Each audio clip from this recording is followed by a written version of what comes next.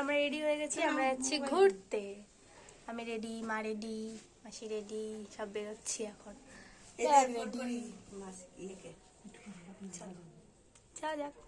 যেতে যেতে তোমাদের বলবো আমরা কোথায় যাচ্ছি। চলো। শীতকাল তো পড়েই গেছে, আর এদিক ওদিক একটু ঘুরতে না গেলে হয়। তো আজকে আমরা বেরিয়ে পড়েছি, যাচ্ছি ঘুরতে। যাচ্ছি আমরা দেওঘর।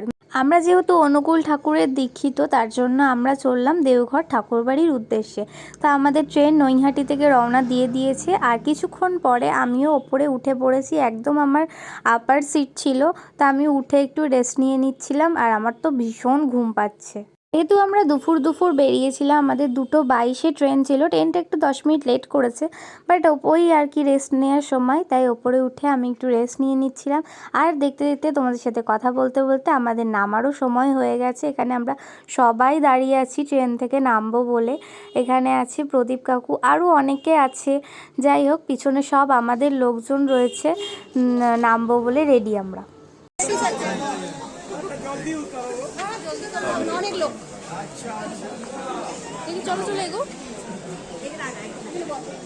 আমরা ওই অ্যারাউন্ড 7:45 নাগাদ, ওই ধরো 8টা, তখন আমরা যশিদি স্টেশনে নেমে গেছি। আর নামা মাত্রই তো প্রচণ্ড ঠান্ডা লাগছিল। এখন আমরা যাচ্ছি গাড়ির কাছে। আমরা রুমে ঢুকে এখন এসছি খেতে।